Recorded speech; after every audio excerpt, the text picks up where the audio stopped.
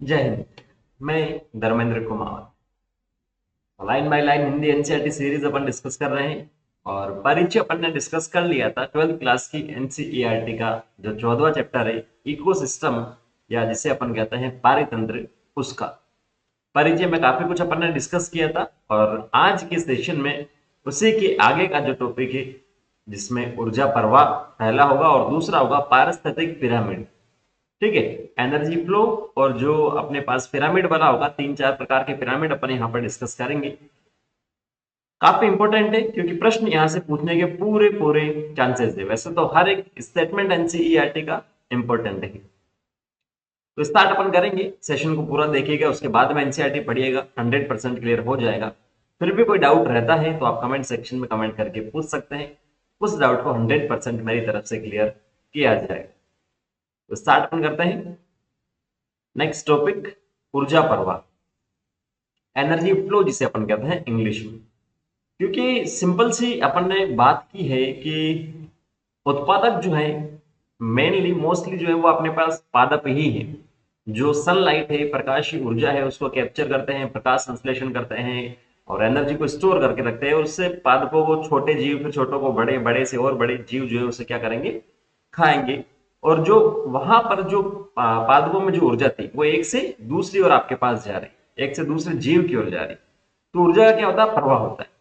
पादपों के अलावा भी अगर अपन बात करेंगे तो कुछ छोटे जीव को बड़े जीव खाते हैं। ठीक है। या जीवों की मृत्यु अगर हो जाती है तो वहां पर क्या होता है, फिर भी उसके अंदर कुछ एनर्जी रहती है, वो फ्री हो जाती है एक तरह से। तो ऊर्जा का प्रवाह होता रहता है। और अगर ऊर्जा का प्रवाह नहीं होगा तो फिर ये जो सिस्टम बना है, इकोसिस्टम जो है वो नहीं रह पाएगा। स्टार्ट करते हैं। गहरे समुद्र के जल तापीय पारितंत्र को छोड़कर पृथ्वी पर सभी पारिस्थितिक तंत्रों के लिए एकमात्र जो ऊर्जा स्रोत है वो कौन सा है, सूर्य है। अगर गहरे समुद्र को आप छोड़ दो, क्यों? क्योंकि वहां पर सनलाइट जो है नहीं पहुंच पाए। ठीक है, वहां पर नहीं पहुंच पाएगी। बाकी सब जगह जहां पर सनलाइट पहुंच रही है वही क्या है, एकमात्र ऊर्जा का स्रोत है। आपतित सौर विकिरण का 50% से कम भाग प्रकाश संश्लेषणात्मक सक्रिय विकिरण में प्रयुक्त होता है। अगर 100% आपके पास सूरज से क्या हो रही, प्रकाश आ रहा है, तो उसमें से 50% से भी कम जो होगा वो क्या होगा, प्रकाश संश्लेषण में काम में आने वाली क्या होगी, सक्रिय विकिरण यहां पर होगी। हम जानते हैं कि पादप एवं प्रकाश संश्लेषण सक्षम जीवाणु या स्वपोषी सूर्य की विकिरित ऊर्जा को सरल अकार्बनिक पदार्थों से आहार तैयार करने में लगाते हैं। समझ में आ रहा है क्या कह रहा है? ये कह रहा है कि हमें ये पता है कि जो भी पादप है या जो प्रकाश संश्लेषण कर सकते हैं, जिसके अंदर प्रकाश संश्लेषण के लिए करने के लिए जो वर्णक होते हैं, पिगमेंट होते हैं, जैसे chlorophyll A, B, C, xanthophyll D या कैरोटीनॉइड, तो वो जो है वो क्या करेंगे, सूर्य की जो ऊर्जा है उसको काम में लेंगे। और जो एक कार्बनिक पदार्थ है वहां से, एक कार्बनिक पदार्थ सूर्य की ऊर्जा, वहां से वो क्या करेंगे, आहार तैयार करेंगे। पादप केवल 2 से 10% प्रकाश संश्लेषणात्मक सक्रिय विकिरण का प्रग्रहण करता है और यही आंशिक मात्रा की ऊर्जा संपूर्ण विश्व का संपोषण करती है। तो पादप जो आपके पास आ रही है, जो भी आपतित सौर विकिरण, उसमें से वैसे तो 50% से कम भाग ही जो है क्या होती है, सक्रिय विकिरण प्रयुक्त होता है, लेकिन पादप जो है वो 2 से 10% ही ग्रहण करते हैं और उसी से क्या करते हैं, संश्लेषण करते हैं, प्रकाश संश्लेषण करते हैं। अतः यह जानना अत्यंत महत्वपूर्ण है कि पादपों द्वारा संग्रहण की गई सौर ऊर्जा एक पारिस्थितिक तंत्र के विभिन्न जीवों के माध्यम से किस प्रकार प्रभावित होती है। क्योंकि पादप ही है प्राइमरी प्राइमरी प्रोड्यूसर, जो पादप ही है। पृथ्वी के सभी जीव आहार के लिए प्रत्यक्ष या अप्रत्यक्ष रूप से किस पर निर्भर करते हैं, उत्पादकों पर निर्भर करते हैं। अतः आप पाएंगे कि सूर्य से उत्पादकों की ओर फिर उपभोक्ता की ऊर्जा का प्रवाह एक दिशीय होता है। कुछ समय पहले अपन ने बात की है। ठीक है, एक दिशा में ही होगा। पादप को, छोटे पादप को कोई छोटा जीव खाएगा, छोटे जीव को कोई बड़ा जीव खाएगा, बड़े को और बड़ा खाएगा। इस प्रकार से क्या होगा, एक डायरेक्शन में ही आपके पास जो ऊर्जा उसका प्रवाह होगा। ऐसा नहीं है कि छोटा जीव जो बड़े को खा जाएगा और वहां से मजे करेगा, नहीं है, ऐसा पॉसिबल नहीं। क्या इसमें उष्मागतिकी का प्रतिम सिद्धांत है? उष्मागतिकी केमिस्ट्री में आप लोग पढ़ते हैं, फिजिक्स में भी आपने पढ़ा हुआ थोड़ा बहुत, तो आप बताइएगा कमेंट सेक्शन में कमेंट करके। पारिस्थितिक तंत्र उष्मागतिकी के दूसरे सिद्धांत से भी अवमुक्त नहीं है। तो इसका जवाब वैसे आपको मिल चुका है कि ये जो उष्मागतिकी का प्रथम सिद्धांत है उसमें निहित है, तभी इसने दूसरे सिद्धांत की बात की है। उन्हें निरंतर ऊर्जा की आपूर्ति की आवश्यकता होती है ताकि वे अपेक्षित अणुओं को संश्लेषित कर बढ़ती हुई अव्यवस्थापन के प्रति सर्वव्यापी प्रवृत्ति से संघर्ष कर सके। कंटिन्यूसली क्या होगी, एनर्जी की आपको जरूरत होगी, और इसी एनर्जी का प्रयोग करके क्या होगा, कॉम्प्लेक्स जो भी आपके पास सबस्ट्रेट होगा वो बनेगा। सिंपल से कॉम्प्लेक्स की ओर अपन चलेंगे। पारिस्थितिक तंत्र की शब्दावली में हरे पादप को उत्पादक कहा जाता है, प्रोड्यूसर इंग्लिश में कहते हैं। स्थलीय पारिस्थितिक तंत्र में शाकीय एवं काष्ठीय पादप प्रमुख उत्पादक हैं। जो छोटे छोटे पादप है मेनली वो प्रमुख उत्पादक है। इसी प्रकार विभिन्न प्रजातियों जैसे पादप पल्लवक, काई और बड़े पादप जलीय पारिस्थितिक तंत्र के प्राथमिक उत्पादक हैं। आपने खाद्य श्रृंखलाओं और जालों, वेब्स, ठीक है, एक तो फूड चेन खाद्य श्रृंखला, एक होता फूड वेब खाद्य जाल।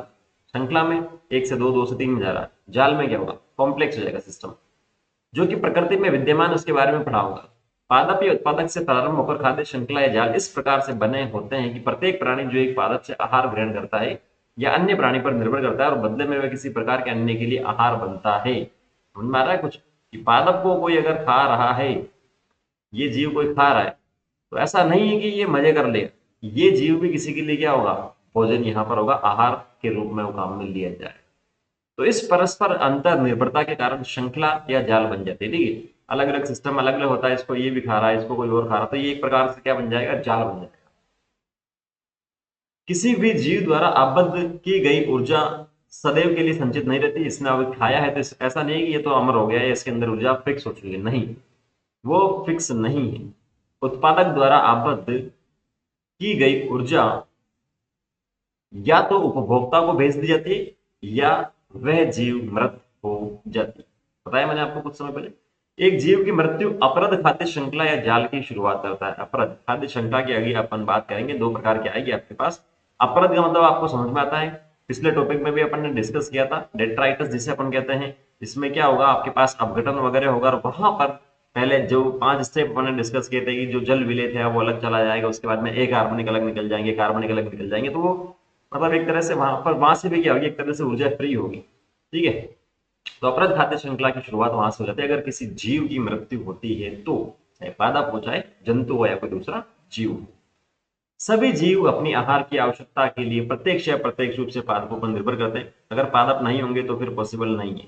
ठीक है, ठीक है, अतः इन्हें उपभोक्ता तथा परपोषित भी कहा जाता है। परपोषित मतलब दूसरों पर निर्भर कर रहा है या उपभोग कर रहा है, इसलिए उपभोक्ता। यदि वे उत्पादक पादपों से आहार पूर्ति करते हैं, ये डायरेक्ट कोई पादप है अपने पास, अगर पादप का कलर ऐसा मैं ले लूं, हरा कलर ले लूं मैं थोड़ा सा, ये कोई पादप है, तो इस पादप पर कोई अगर जीव निर्भर है तो इसे अपन कहेंगे प्राथमिक उपभोक्ता। ये सबसे पहले उपभोग कर रहा तो प्राथमिक उपभोक्ता, और ये अपने पास क्या हो जाएगा, ये जो पादप है ये अपने पास क्या होगा, उत्पादक यहाँ पर हो जाएगा, है ना, उत्पादक अपने पास हो जाएगा, ये प्राथमिक उपभोक्ता हो गया। अब अगर इस जीव को कोई और खा रहा है तो ये अपने पास हो जाएगा द्वितीयक उपभोक्ता। लेकिन डायरेक्ट और इनडायरेक्ट जो लिखा है इसने, प्रत्यक्ष और अप्रत्यक्ष, ये भी किस पर निर्भर कर रहा है, पादप पर निर्भर कर रहा है। अगर पादप नहीं होगा तो ये जीव नहीं होगा, और ये नहीं होगा तो फिर इसका तो अस्तित्व कैसे होगा। तो इस प्रकार से प्राथमिक द्वितीयक तृतीयक चलता है उपभोक्ता में। अगर उत्पादक की बात करोगे तो ये पादप जो है प्राथमिक उत्पादक इसके अंदर आएगा। ठीक है, क्योंकि सबसे पहले इसने उत्पादन किया है, उसके बाद में ये आपके पास द्वितीय उत्पादक होगा इसके लिए। तो इन शब्दों में आपको कंफ्यूज नहीं होना है। तो इन्हें अपन क्या कहेंगे, प्राथमिक उपभोक्ता कहेंगे। और अगर एक पशु दूसरे पशु को खाता है तो वो द्वितीय उपभोक्ता कहा जाता है। ठीक इसी प्रकार से आप तृतीय उपभोक्ता भी हो सकते हैं, चतुर्थ भी हो सकते हैं। निश्चित ही प्राथमिक उपभोक्ता शाकाहारी और शाक भक्षी होंगे क्योंकि वो पादप को खा रहे। स्थलीय पारिस्थितिक तंत्र में कुछ सामान्य शाकाहारी कीट पतंगे, पक्षी तथा स्तनधारी पशु तथा जलीय पारिस्थितिक तंत्र में मृदक कवची मोलस्क होते हैं। तो जल में जलीय जंतु मिलते हैं, स्तनधारी पर क्या मिलेंगे, स्तनधारी पर ये मिलेंगे इस प्रकार से अपने पास। ठीक है, स्थलीय पर, है ना। वे उपभोक्ता जो शाकाहारी जीवों से आहार पूर्ति करते हैं वे मांसाहारी या मांस भक्षी होते हैं, तो इसे अपन प्राथमिक मांस भक्षी कहते हैं। अभी पादप मैंने आपको बताया, अगर पादप को कोई जीव अगर खा रहा है वो तो क्या होगा, शाकाहारी होगा। प्राथमिक उपभोक्ता वो क्या होगा, शाकाहारी यहाँ पर होगा। लेकिन अगर इस जीव को कोई और अगर खा रहा है, इस जीव को, छोटे जीव को बड़ा जीव खा रहा था, ये तो मांसाहारी हो गया ना ये वाला, तो इसे अपन कहेंगे प्राथमिक मांस भक्षी। क्योंकि ये, इसको नहीं कहेंगे प्राथमिक मांस भक्षी क्योंकि ये तो पादप को खा रहा है, तो ये प्राथमिक शाकाहारी होगा, प्राथमिक उपभोक्ता होगा या शाक भक्षी होगा। लेकिन इस जीव को इसने खाया, इसीलिए ये होगा प्राथमिक मांस भक्षी, है ना। लेकिन ये द्वितीयक उपभोक्ता भी तो है, क्योंकि प्राथमिक उपभोक्ता ये हो गया, ये उत्पादक है, इस उत्पादक को इसने खाया तो ये प्राथमिक उपभोक्ता और ये द्वितीयक उपभोक्ता। लेकिन मांस जो है ये पहले खा रहा है, इसलिए इसे प्राथमिक मांस भक्षी भी कहते हैं और साथ साथ में द्वितीयक उपभोक्ता भी कहते हैं। वे पशु जो आहार है तो प्राथमिक मांस भक्षियों पर निर्भर करते हैं, उन्हें द्वितीयक, अब अगर इसको कोई खाएगा तो वो द्वितीयक मांस भक्षी हो जाएगा। एक साधारण खाद्य श्रृंखला यहाँ दिखाई गई है, तो कोई दिक्कत वाली बात इसके अंदर मेरे हिसाब से नहीं आएगी आपको। घास जो उत्पादक है ना, इसको कोई बकरी खा रही तो प्राथमिक उपभोक्ता, बकरी को मनुष्य अगर खा रहा तो द्वितीयक उपभोक्ता है।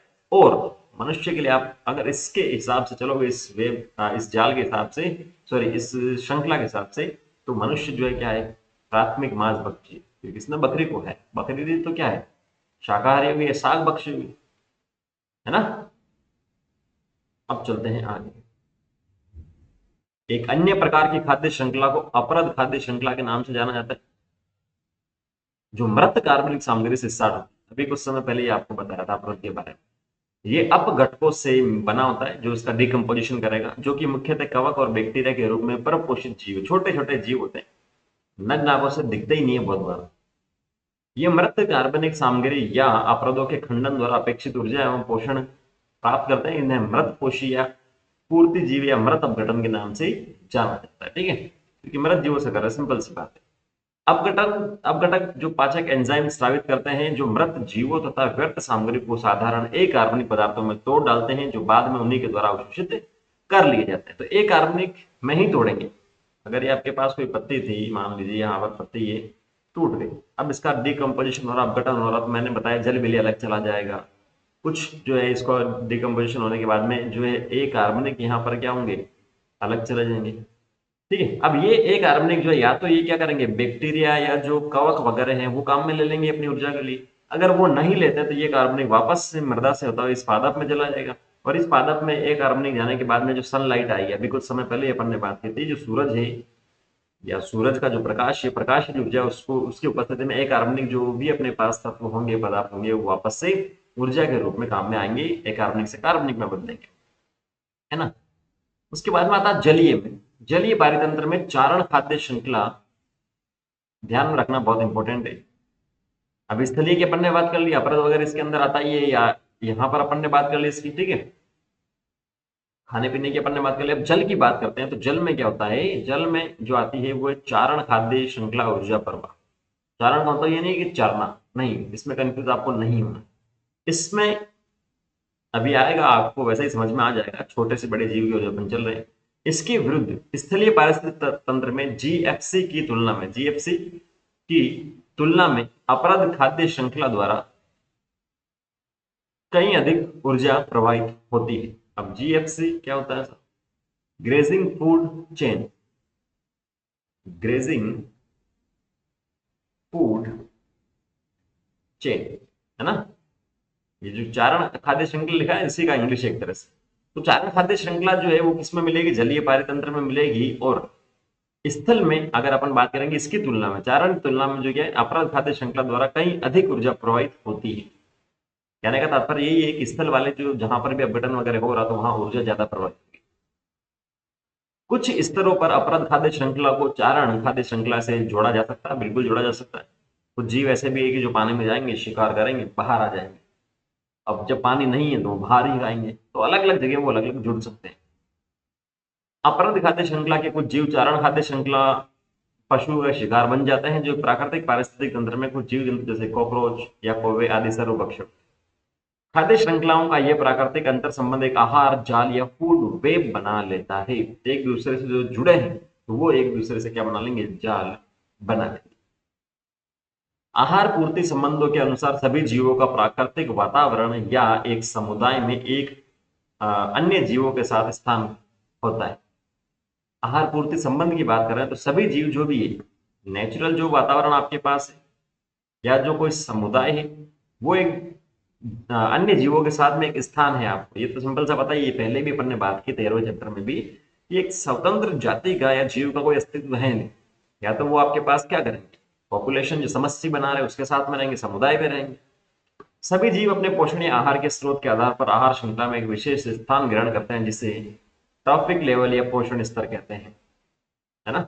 जैसे स्तर की अपन ने बात की थी, ये आपके पास कोई पादप था, या बार बार बता रहा हूँ, छोटा जीव बड़ा जीव इस प्रकार से, तो इसका अलग रोल है, इसका अलग रोल है, इसका अलग रोल है। तो ये जो भी श्रृंखला यहाँ पर बनी है, ये क्या बनी है, चेन जो आपके पास यहाँ पर बनी है, आहार श्रृंखला जो यहाँ पर बनी है, तो अलग अलग जगह पर जो भी जीव है उनका अलग अलग क्या है, यहाँ पर विशेष स्थान है, और वही आपके पास क्या करते हैं, पोषण स्तर के नाम से जाना जाता है।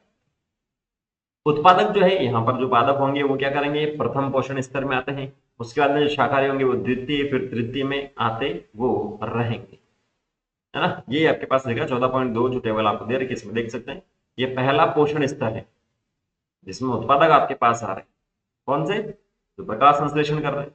अब इनको कोई दूसरा जीव खा रहा है तो वो प्राथमिक उपभोक्ता है, और शाकाहारी है, शाक भक्षी यहाँ पर लिखा है इन्होंने ब्रैकेट में, जंतु प्लवक टिड्डे और गाय।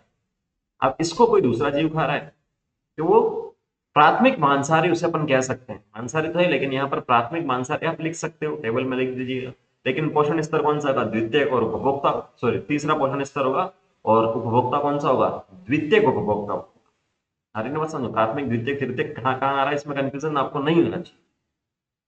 पोषण स्तर से पहला ही स्टार्ट हो जाएगा, क्योंकि यहीं से शुरुआत हो जाएगी, पोषण स्तर में दिक्कत नहीं, दिक्कत आपको आ सकती है उपभोक्ता में, प्राथमिक शाकाहारी और मांसाहारी में। तो इसको आप अच्छे से समझ लीजिएगा। ये प्राथमिक उपभोक्ता है जो क्या करेंगे, पादपों पर निर्भर है, पादपों पर निर्भर, इसलिए अपन प्राथमिक शाकाहारी से या शाकाहारी कहते हैं। ठीक है, अब यहाँ इसको कोई दूसरा जो जीव खा रहा है, जीव को जीव खा रहा है तो वो मांस को खा रहा है एक तरह से, तो ये प्राथमिक मांसाहारी है, लेकिन उपभोक्ता कौन सा है, द्वितीय उपभोक्ता।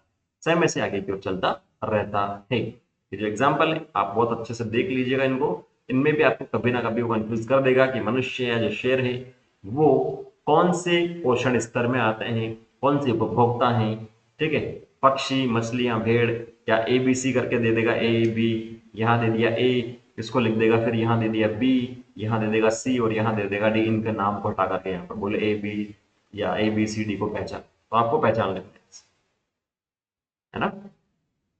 यहाँ पर ध्यान देने योग्य महत्वपूर्ण बात यह है कि उत्तरोत्तर पोषण स्तर पर ऊर्जा की जो मात्रा है वो घटेगी, ऊर्जा की मात्रा वो क्या होगी, घटेगी। एक से दूसरे की ओर आप जाओगे तो ऊर्जा की मात्रा 100% वहां पर क्या होगी, घटेगी ही घटेगी। अरे पूरी 100 का मतलब ये नहीं कि पूरी घट जाएगी, घटेगी ही घटेगी, उसके सेंस में बोल रहा हूँ, ये सत्य स्टेटमेंट है। जब कोई जीव मरता है तो वह अप्रद या मृत जीव मात्रा में बदल जाता है, जो अपघटकों के लिए एक ऊर्जा स्रोत के रूप में काम करता है। प्रत्येक पोषण स्तर पर जीव अपनी ऊर्जा की आवश्यकता के लिए निम्न पोषण स्तर पर निर्भर करता है। जैसे अब अभी यहाँ पर अपन ने बात की, ये जो जीव है वो किस पर निर्भर कर रहा है, अपने से नीचे वाला जो पोषण स्तर है इस पर निर्भर कर रहा है। ये जो जीव अपने से नीचे वाले पोषण स्तर पर निर्भर कर रहा है, और ये अपने से नीचे पर निर्भर कर रहा है। तो ये कह रहा है निम्न स्तर पर जो है वो क्या करता है, निर्भर करता है। एक विशिष्ट समय पर प्रत्येक पोषण स्तर का जीवित पदार्थ की कुछ खास मात्रा होती है, जिसे स्थिर शस्य या खड़ी फसल कहा जाता है। आज के समय में अगर जो मेरी जो मात्रा है, मान लो, या कोई घास फूस है, कोई फल है, उसकी जो मात्रा है, जीवित जो पदार्थ है उसकी पोषण स्तर पर, जैसे ये मान लो ये पोषण स्तर अभी अपन ने बताया, ये आपके पास पोषण स्तर है, इसको हटा देते हैं पूरा अपन, ये अपने पास पोषण स्तर है, ये पहला पोषण स्तर, द्वितीय पोषण। तो इसमें जैसे मान लो ये पादप पल्लवक है, अगर ये जीवित है उस समय की बात कर रहा है, या उस समय की ये जो बात कर रहा है, जीवित पदार्थ की जो खास मात्रा है उसे अपन कहेंगे स्थित शस्य या खड़ी फसल। ठीक है, स्थित शस्य को जीवित जैविकों की मात्रा या इकाई क्षेत्र में संख्या से मापा जाता है। कितनी उनकी संख्या है, 10, 20, 50, लाख, करोड़। एक प्रजाति की जैव मात्रा को ताजे या शुष्क भार के रूप में व्यक्त किया जाता है। एक जैव मात्रा का मापन शुष्क भार के शब्दों से किया जाए तो वह अधिक विशुद्ध होगा। क्यों? शुष्क भार की बात कर रहा है, ड्राई वेट की बात कर रहा है। ठीक है, ड्राई वेट का मतलब जो ओरिजिनल उसका वेट होगा। अभी मान लीजिए मेरा ओरिजिनल वेट तो कितना है मेरे पास, जैसे मान लो सब कुछ हटा दिया जाए 30 kg, अब मैं पानी पी रहा हूँ या कुछ कर रहा हूँ, जो भी आपके पास हो, मेरा वेट बढ़ करके 60 के जाते हैं, तो ये आपके पास क्या है, ड्राई वेट। ठीक है, शुष्क वेट जो ओरिजिनल वेट होगा। चारण खाद्य श्रृंखला में पोषण स्तरों की संख्या प्रतिबंधित होती है। इस तरह से ऊर्जा प्रवाह का स्थानांतरण 10% कम होता है, और प्रत्येक निम्न पोषण स्तर से ऊपर पोषण स्तर पर केवल 10% ऊर्जा ही प्रवाहित होती है। क्या कहना चाह रहा है? चारण जो खाद्य श्रृंखला में पोषण स्तर की संख्या प्रतिबंधित है, ठीक है, रेस्ट्रिक्टेड है। जो जितने भी पोषण स्तर है किसी भी खाद्य श्रृंखला में वो रेस्ट्रिक्टेड है, ऐसा नहीं कि अनलिमिटेड वहां पर। जैसे यहाँ इसने बताया तो यहाँ कितने पोषण स्तर है, 4 है, चौथी पोषण स्तर। तो यहां से यहां जो ऊर्जा जा रही है वो भी यहाँ पर क्या होगी, फिक्स ही होगी। तो उसी के बारे में बात कर रहा है कि ऊर्जा का प्रवाह का स्थानांतरण 10% कम होता है और प्रत्येक निम्न पोषण स्तर से ऊपर का जो पोषण स्तर है वहां पर केवल 10% ऊर्जा ही प्रवाहित होगी। यहां से यहां जो जा रही ऊर्जा उसमें 10% ही उसका क्या हो रहा है, फ्लो हो रहा है। प्रकृति में यह संभव है कि कई स्तर हो, जैसे कि चरण खाद्य श्रृंखला में उत्पादक, शाक भक्षी, प्राथमिक मांस भक्षी, द्वितीयक मांस भक्षी, चित्र में आपको बता रखे हैं। तो सोचिए आपकी अपरद खाद्य श्रृंखला की कोई सीमा है, सोचिए बताइएगा मुझे भी। ठीक है, चित्र 14.3 आपको जो बता रखा है, ये रहा अपने पास चित्र 14.3। इसमें देख सकते हैं ऊर्जा का प्रवाह जो बता रखा है, ये सूर्य से ऊर्जा आ रही है, जो ऊष्मा आ रही है आपके पास, प्रथम पोषण रीति उत्पादक हरिपादा पे प्रकाश संश्लेषण करेंगे, कुछ यहाँ से बाहर निकल रही है आपके पास, द्वितीय पोषण रीति शाकाहारी पे जाएगी। ठीक है, ये यहाँ पर कीट भी से खा रहे हैं। उसके बाद में तृतीय पोषण स्तर, चतुर्थ पोषण स्तर, और इनको अगर ये जो है यहाँ से जगह जगह ऊष्मा तो बाहर निकल ही रही है, अगर मृत होता है तब भी निकल रही है और नहीं हो रही तब भी यहाँ से निकल रही है। ठीक है, अगर ये मृत हो रहे तो यहाँ इनको कीट वगैरह खा रहे हैं और इन कीटों को ये आपके पास खा रहा है। तो ये जो क्या है, ऊर्जा का प्रवाह यहाँ पर हो रहा है। अब नेक्स्ट टॉपिक पे अपन चलते हैं, पारिस्थितिक पिरामिड। ये तो स्तर की अपन ने बात कर ली, जाल की बात कर ली, खाद्य श्रृंखला की अपन ने बात कर ली। पिरामिड जो है काफी महत्वपूर्ण टॉपिक है अपने आप। आप पिरामिड के आकार से निश्चित ही परिचित होंगे। पिरामिड का आधार जो होता है वो चौड़ा एवं शिखाग्र जो होता है वो सकरा होता है। और ये ऊर्जा वाले में 100% सत्य बात होगी, क्योंकि 10% जो ट्रांसफर हो रहा था अभी अपन ने बात की थी, ऊर्जा कम ही हो रही, लेकिन कुछ में नहीं होता है ऐसा। ठीक है, कि हमेशा आधार चौड़ा ही होता है। विभिन्न पोषण रीतियों पर जीवों के बीच चाहे आप एक खाद्य या ऊर्जा संबंध जोड़े तो आपको पिरामिड के समान आकार मिलेगा।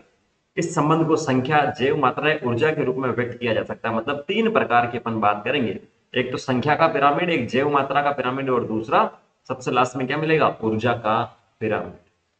की संख्या ज्यादा है कम है, जैव मात्रा बायोमास जो है वो ज्यादा है कम है, ऊर्जा कम है या ज्यादा। तो ये जो है हमेशा आपको, अभी मैंने आपको बताया था ना, जो नीचे आधार जो चौड़ा होगा उसके ऊपर फिर छोटा और फिर छोटा। तो इस प्रकार से ये होगा, क्योंकि ऊर्जा जो है कम ही जा रही है, 10% के आसपास हो जा रही है। तो प्रत्येक पिरामिड के आधार का प्रतिनिधित्व जो उत्पादक या पहले पोषण स्तर करता है, जबकि शिखर का प्रतिनिधित्व तृतीयक या जो सर्वोच्च उपभोक्ता होता है वो करता है। 3 प्रकार के जो पारिस्थितिक जो मिलेंगे अपने को अध्ययन जो करेंगे, एक तो संख्या का, जैव मात्रा का और ऊर्जा का, ये मैं आपको बता चुका हूं। और चित्र में भी अभी अच्छे से समझ में आ जाएगा, चित्र पूछा गया है पीएमटी में।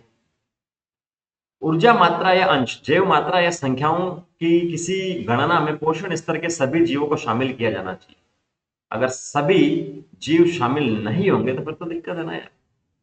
अगर मान लीजिए 10 कोई मनुष्य हैं, वो एक मकान में रह रहे हैं, 2 को छोड़ दिया, 8 को ले लिया, 5 को छोड़ दिया, 5 को ले लिया, तो फिर कैसे अपन बताएंगे? तो सबको लेना जरूरी है। तो यदि हम किसी पोषण स्तर के कुछ व्यक्तियों को ही गणना में लेते तो हमारे द्वारा किया गया कोई भी व्यापीकरण सत्य नहीं होगा। इसके साथ ही एक प्रदत्त जीव एक ही समय एक से अधिक पोषण रीतियों में अधिष्ठित हो जाएगा। हमें यह अवश्य ध्यान में रखना चाहिए कि पोषण स्तर एक क्रियात्मक स्तर का प्रतिनिधित्व करता है, ना कि किसी प्रजाति का। पोषण स्तर पर ऐसा नहीं है कि वो कोई स्पीशीज है। अभी जो चित्र अपन ने देखा ना यहाँ पर, तो ये जो पोषण स्तर यहाँ की बात कर रहे हैं, तो ऐसा नहीं है कि ये कोई स्पेसिफिक जाति है। नहीं, ये जाति नहीं है। यहाँ भी आप देखेंगे तो क्या जंतु अलग हैं, टिड्डे अलग है, गाय अलग है, तो कोई स्पेसिफिक जाति यहाँ पर नहीं है। ठीक है, तो ये किसका प्रतिनिधित्व करते हैं, एक फंक्शनल स्तर है, ये काफी महत्वपूर्ण है। पोषण स्तर जो है क्रियात्मक स्तर है, ना कि कोई प्रजाति। स्टार मार्क इसे कर लीजिएगा। एक प्रदत्त प्रजाति एक ही समय पर एक ही पारिस्थितिक तंत्र में एक से अधिक पोषण रीतियों में अधिष्ठित हो सकती है। वो होगी तभी तो आपके पास क्या होगा, फूड जो वेब की बात करें, जो जाल है, जाल कब बनेगा? एक जो जाति है, इसको कोई खा रहा है, इसको कोई खा रहा है, ये किसी और को खा रहा है, या ये किसी और को भोजन दे रहा है, तो ये इसका जो रोल है वो एक से अधिक जगह पर हो जाएगा, तब वो जाल बना देगा। और केवल एक जगह पर है कि नहीं, यहां से यहां जाना, यहां से यहां जाना, तो ये अलग अलग होगी, तो फिर तो ये क्या है, श्रृंखला है। तो ये कह रहा है कि जब एक से अधिक जो पोषण रीतियों में अधिष्ठित होगा तो वो क्या होगा, जाल बनेगा। जैसे उदाहरण की बात करें तो एक गुरैया जब बीज फल व मटर खाती है तो प्राथमिक उपभोक्ता है, लेकिन जब वो क्या करती है, कीट और केंचुओं को खाती है तो वो क्या है, द्वितीयक उपभोक्ता है ना। तो ये जो है अलग अलग हो सकता है। तो क्या आप विवरण दे सकते हैं कि खाद्य श्रृंखला में मनुष्य कितनी पोषण रीतियों का प्रयोग करता है? तो बहुत सारी करता है मनुष्य, तो सब कुछ खा जाता है, क्या नहीं छोड़ा मनुष्य ने। अधिकतर पारिस्थितिक तंत्रों में संख्याओं, ऊर्जा और जैव मात्रा के सभी पिरामिड आधार से ऊपर की ओर होते हैं, अर्थात शाकाहारियों की अपेक्षा उत्पादकों की संख्या एवं जैव मात्रा अधिक होती है। और इसी तरह शाकाहारियों की संख्या एवं जैव मात्रा जो है वह क्या होती है, मांसाहारियों की अपेक्षा अधिक होती है। इसके अंदर अपन देखेंगे, सबसे पहले ये लिखा है, घास के मैदान की पारिस्थितिक तंत्र का पिरामिड लगभग 6 मिलियन पादप उत्पादन पर आधारित पारिस्थितिक तंत्र में समर्थित 3 मांसाहारी जीव। ठीक है, 6 लाख, ये लगभग 6 लाख इसने बोला है, लेकिन आपको ध्यान में रखना है ये जो डेटा लिखा है वो आइडिया रखना थोड़ा सा। ये घास का जो मैदान है वहां की ये बात कर रहा, तो घास के मैदान में आपको क्या मिलेगा, घास तो मिलेगी मिलेगी, पौधे मिलेंगे छोटे फिर बड़े, और जो जीव है वो जो इस पर निर्भर कर रहे हैं वो मिलेंगे। तो लगभग 6 लाख के आसपास जो है क्या है, यहाँ पर पादप है जो क्या है, उत्पादक है। उन पर निर्भर जो जीव है प्राथमिक उपभोक्ता, प्राइमरी कंज्यूमर, इंग्लिश में जो लिखा है ये आपके पास पीपी है, प्राइमरी प्रोड्यूसर। ये है पीसी, सी का मतलब है कंज्यूमर जहां पर भी है, और पी का मतलब प्राइमरी, एस का मतलब सेकेंडरी, टी का मतलब टर्शियरी। तो इनके ऊपर जो निर्भर है वो क्या है, 7,08,000, है ना। और ये 6 मिलियन का मतलब आपको समझ में आता है, 1 मिलियन में 10 लाख होते हैं, तो लगभग 58,42,000 है, ठीक है, 60 लाख के आसपास। इनके ऊपर जो निर्भर है वो 35,400, और सबसे लास्ट में कितने जीव हैं, 3 ही हैं जो मांसाहारी। तो आप देखेंगे इतने सारे जो प्रोड्यूसर थे, आखिर में जाकर के केवल 3 का ही जो क्या कर रहे हैं, भरण पोषण कर रहे हैं। मतलब ऊर्जा की जो बात करेंगे, ठीक है, वो यहाँ पर क्या हो रही है, एक तरह से कम तो हो ही रही है ना।